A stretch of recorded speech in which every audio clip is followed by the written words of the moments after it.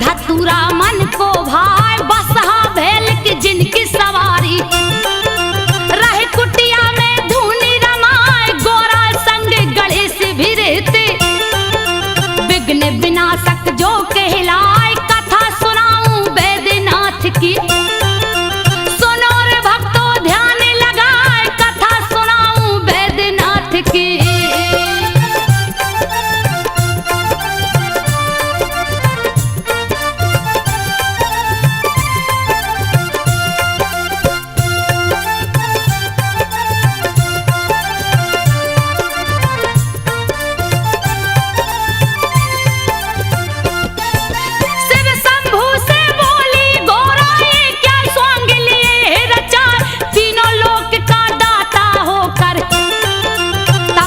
कालिया भेष बनाए सुन के उल्हना तब गोरा की सोने का महल दिया बनवाए गृह प्रवेश करने को शिव जी विश्वेश्वर को लिया बुलाए रावण जिसका बेटा लगता के कसी जिसकी पत्नी कहाए विश्वेश्वर के संग के कसी स्वर महल में गई समाए पूजा का जब हुआ समापन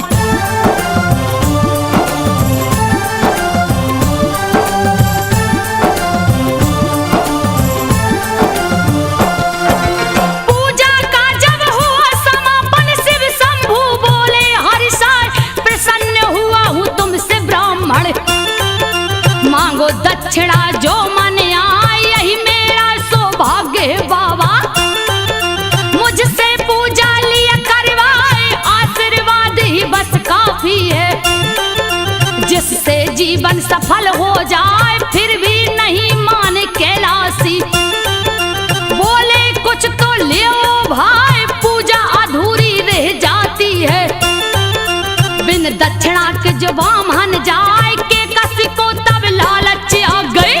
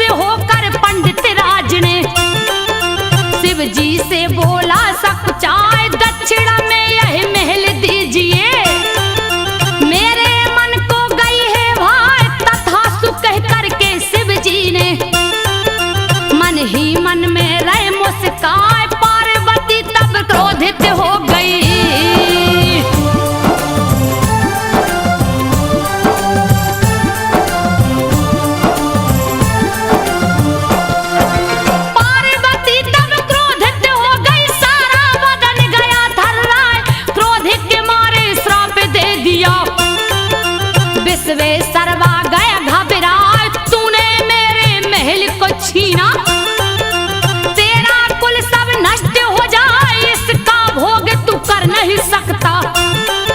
चैन न इसमें लेने पाए के कसी रावण को उकसाई। शिव को लाओ लंका उठाए, पार्वती ने श्राप दिया है। बचने का नहीं दूजा उपाय, जा बेटा कैलाशी को लाओ।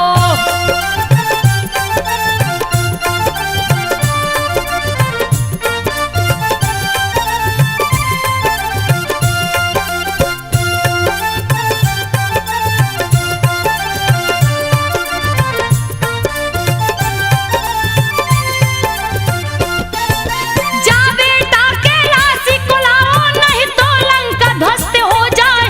नहीं ऐसा जो करोगे बेटा, कोई भी कुल में बच ना पाए। सच कहती हूँ तुमसे बेटा, के कसी रावण को समझाए। तुमको शिव है बहुत मानते, शिव को दो प्रसन्न कराए। किसी तरह से जाकर लाओ, बैठी हूँ मैं आस लगाए। चूक हो गई मुझसे भारी, तेरे पिता को दी उपसाय। विश्वेश्वरवा के बेटा रावण,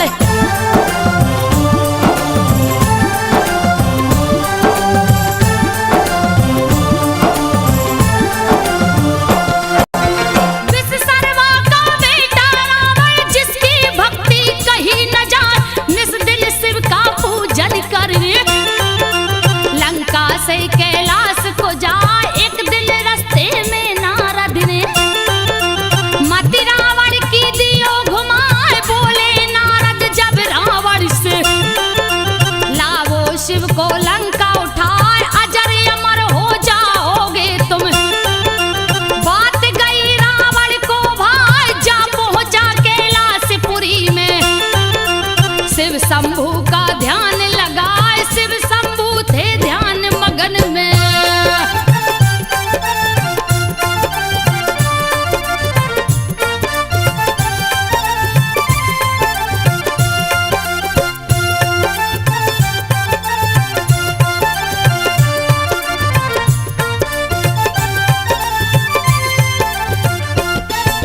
शिव शंभू थे ध्यान मगन में, रावण मन ही मन हर्षाए।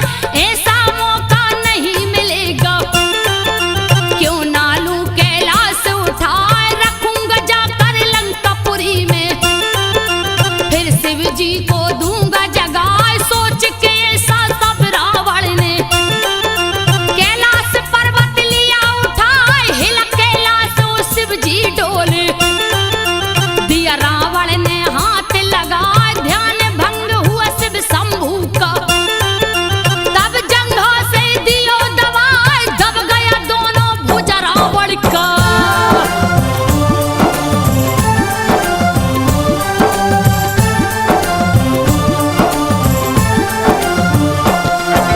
दब गया दोनों भुजा रावण का, दर्द के मारे रहो चिल्लाए।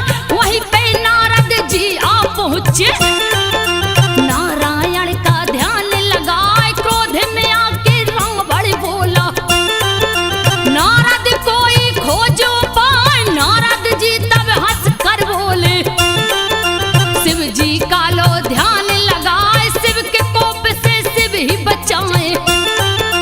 दूजा नहीं है कोई उपाय, कैसे करूं मैं पूजा शिव का। दोनों हाथ फंसा मेरे हाय, पूजा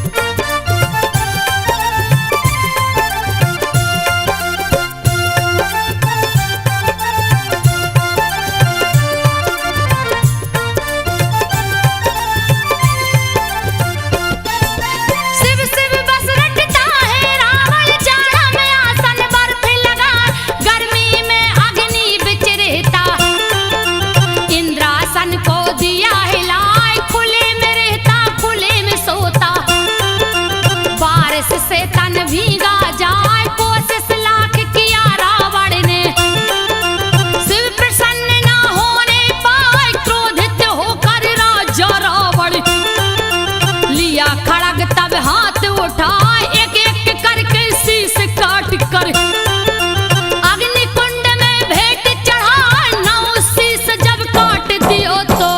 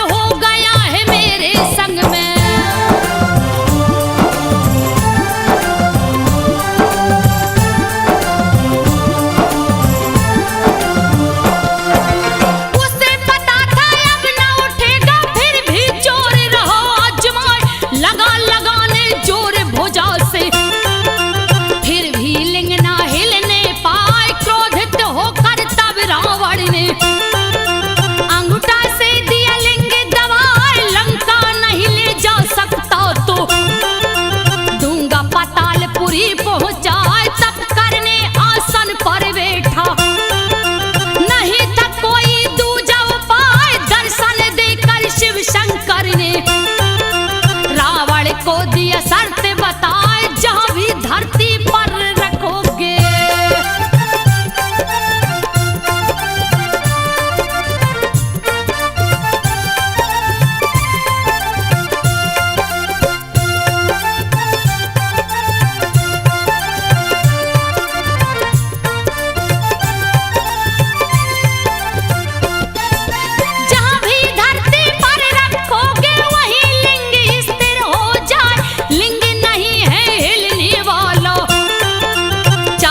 जितना जोर लगा लौट जाओ अब लंका रावण। दूजा नहीं है कोई उपाय, मेरी आराधना जहां करोगे मन वांछित वर प्राप्त हो जाए। रावण लौट गया लंका को, सारे देवता गए हर्षाए। शिवलिंग को स्थापित करके बैजू को दिए भक्त बनाए। देवता गण बैजू से बोले,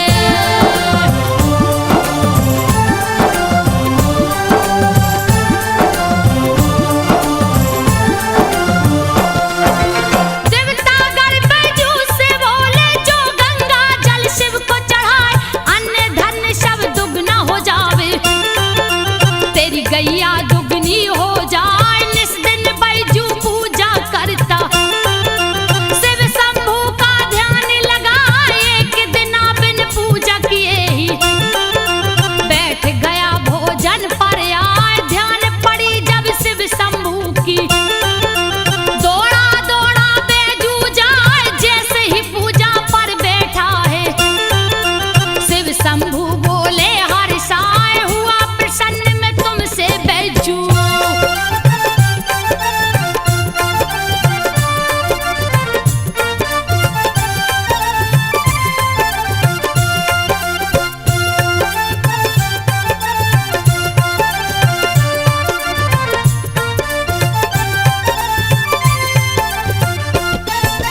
हुआ प्रसन्न मैं तुमसे बैजू, मांगो वर जो दिल में आए। ऐसा वर दो मुझको बाबा, मेरा नाम अमर हो जाए। यो मत शिव जी बोले हैं। बैजू मन ही मन मुस्काए, पहले बैजू नाम तुम्हारा, पीछे नाम मेरा जुड़ जाए। युग युग तक यह पावन धरती बैजनाथ का धाम कहाए। होनी तो होकर रहती है, लेख कर्म का मेट न पाए। राज छिपा एक और है इसमें,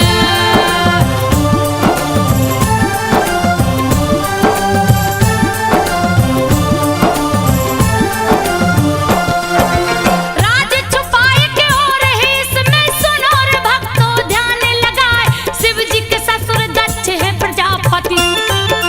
यज्ञ दिया है शुरू करवाए, नर किन्नर गंधर्व देवता सबको न्योता दिया पठाए। नहीं निमंत्रण शिव को भेजा, ए अपमान सहा नहीं जाए। शिव शंभू से सती ने बोला, चलिए यज्ञ को देखा जाए। बिना निमंत्रण में नहीं जाऊं। शिव शंभू बोले समझाए, मगर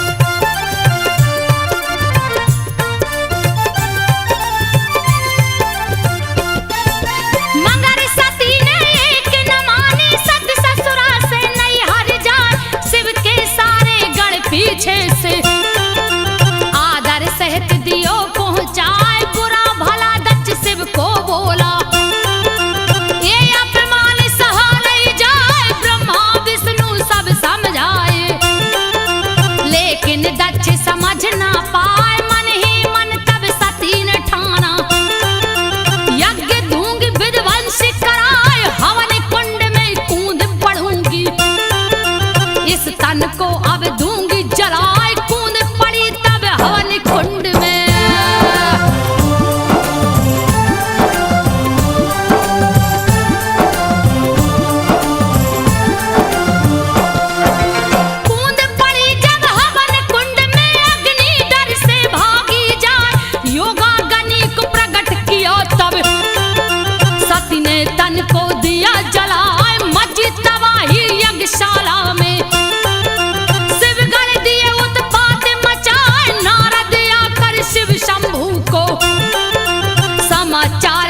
दियो सुनाए वीरभद्र और महाकाली को, दियो जटा से प्रकट कराए वीरभद्र और महाकाली को। शिव जी दल बल सहित पठाए, यज्ञशाला रणभूमि बन गई।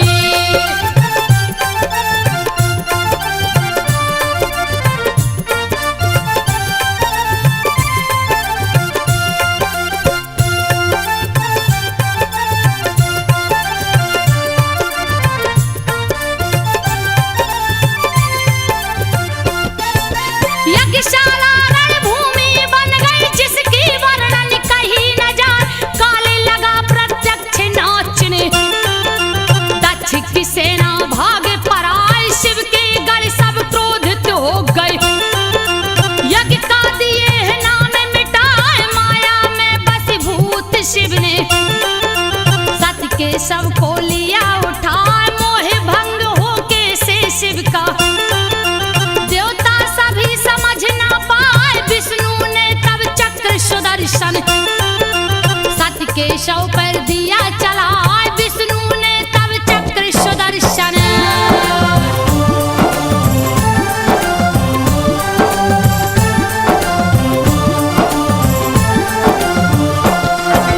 शिव ने सती के शव को देखा, हाथ लिए त्रिशूल उठाए।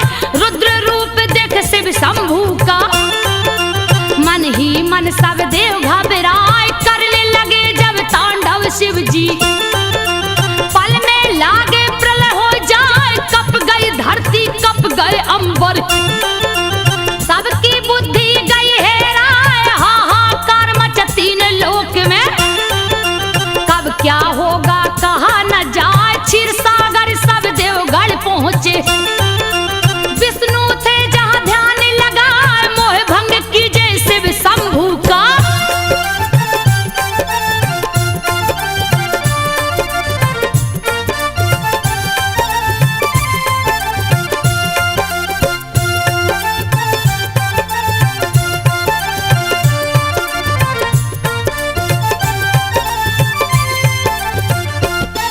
तो मोह भंग कीजे शिव शंभू का। तीजा नेत्र कहीं खुल जाए, जल जाएगा धरती अंबर।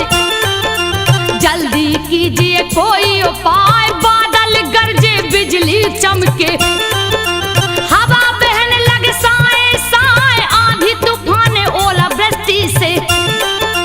सृष्टि कहिए ढक ना जाए, सुन के चक्र सुदर्शन धारी। देखा शिव को ध्यान लगाए, गगन में देखा शिव शंभू को। विचरत सती के सबे उठाए, गगन में देखा शिव शंभू को।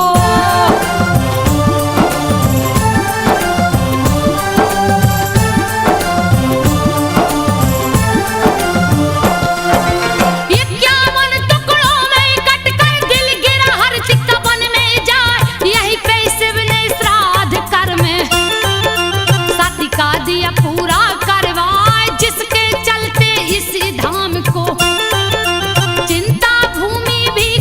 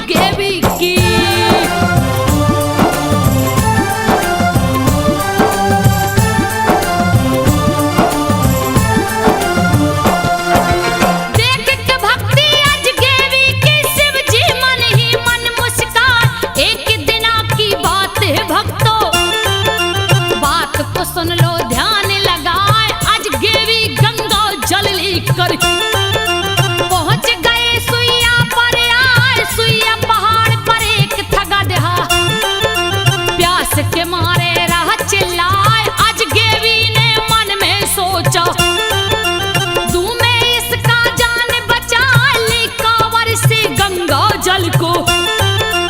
उसके मुंह से दिया लगाए, भक्तों से अपनी लेत परीक्षा।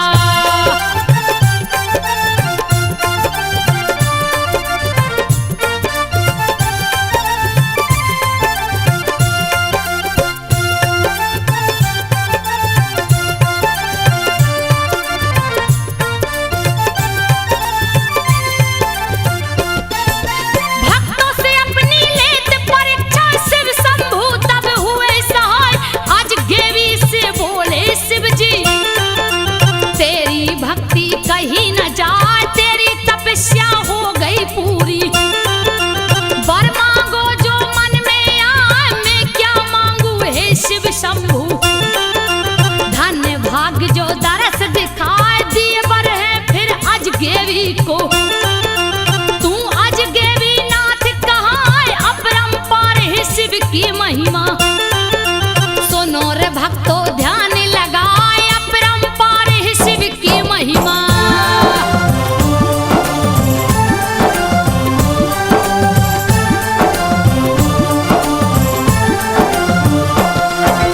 त्रेता युग के सावन माह में राम जी सुल्तानगंज को आए। सीता सहित चारों भाई ने कांवर में जल लिया उठाए। सुल्तानगंज से देवघर आकर शिव शंभू को दिए नहलाए। लंका से लंकेश भी निकला, हरिद्वार से जल भर लाए। सावन माह में देवघर आकर शिव जी को जल दिया चढ़ाए। समुद्र मंथन सावन माह से, सुनो हुआ था ध्यान लगाए। समुद्र मंथन सावन माह से।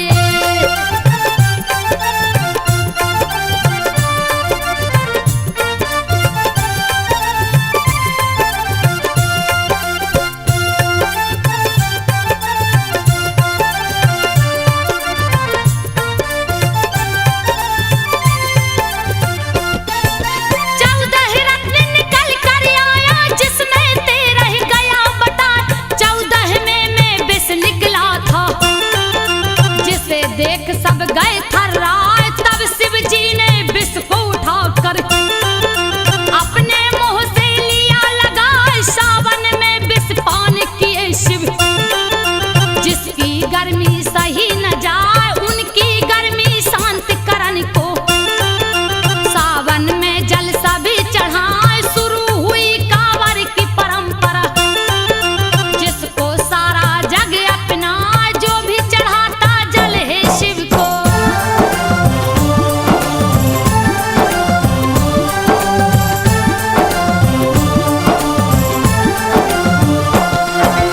बड़ी विभीषण काल पड़ गया, प्राणी त्राहि माम चिल्लाए।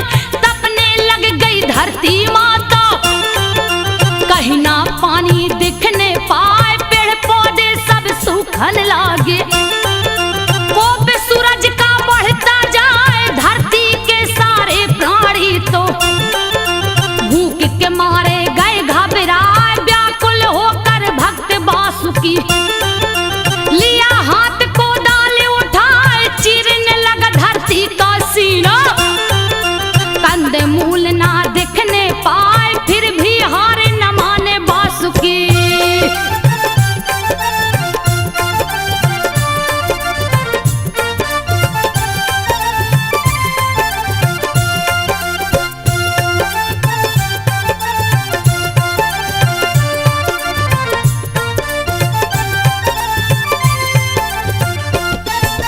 फिर भी हार न माने वासुकी, धरती का सीना चिरता जाए।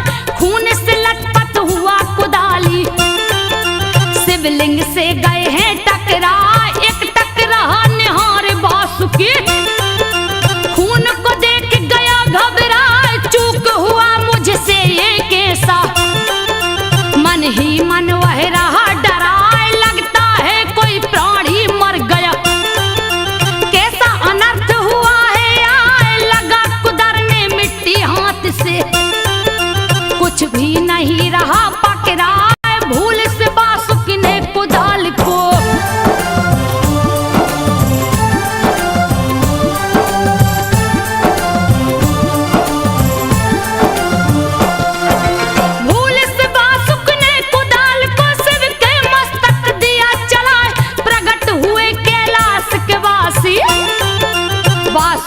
कुछ भी समझ न पाए, मस्तक फटा पड़ा था शिव का। देख के भक्त गया घबराए, डर के मारे थर थर कांपे। कुछ भी उसको समझ न आए, प्रकट हुए कैलाश के वासी।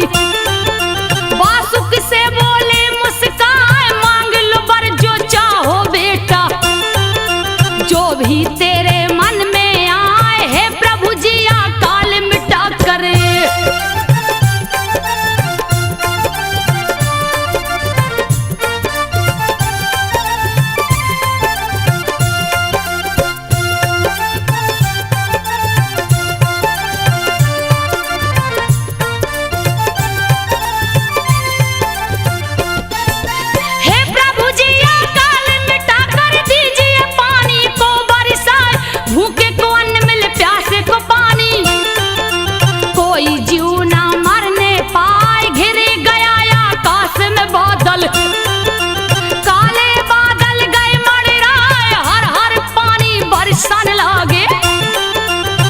जंतु सब गए हर साय, शिव शंभु वासुकी से बोले, यहाँ 2 मंदिर मुख्य बनाए, नित प्रति मेरी पूजा करना। तेरा नाम अमर हो जाए, वासुकी के नाम पर ही।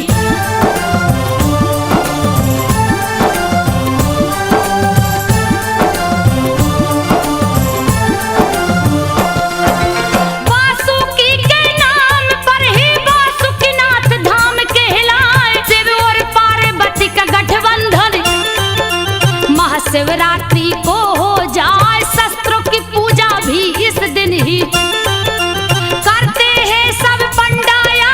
शिवरात्रि में जो शस्त्र को छूता, उसका देते कष्ट मिटाए, भगवा वस्त्र को धारण करके भक्तों शिव को पूजने जाए, बोल बम उच्चारण करके। नंगे पांव कंवरिया जाए, इस मंत्र के उच्चारण से।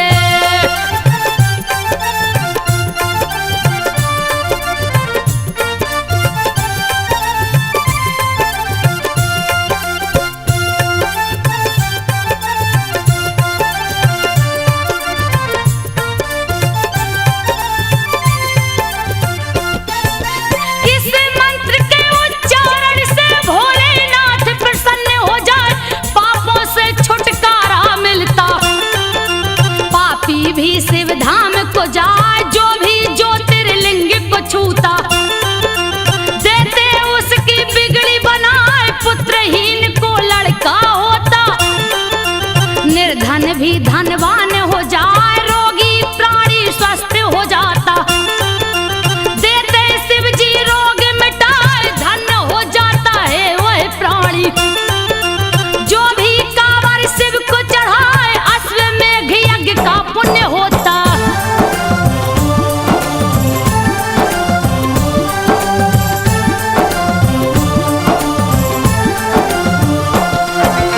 अश्वमेघ यज्ञ पुण्य होता, बोल बम जो कहता जाए, शिव के संग ब्रह्मा विष्णु भी बोल बम से खुश हो जाए। ओम नमः शिवाय भी शिव का पंचाक्षरी मंत्र कहलाए, अश्वनी कुमार बीमार पड़ गए, सारे देवता गए घबराए, लाखों वेदा देख के हारे, फिर भी स्वस्थ न होने पाए, वेद खुद ही रोगी हो गया। कोई दवा समझ ना पाए, व्याकुल हो गई भार्या उसकी।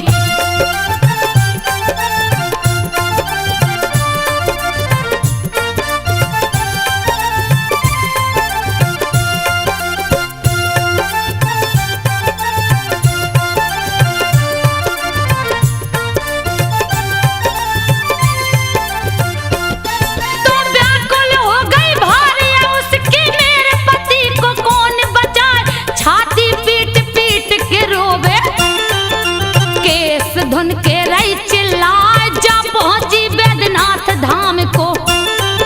शिव जी आसन जहां लगाए, सर को झुका के शिव से बोली, लीजिए पति की जान बचा, थक हार गई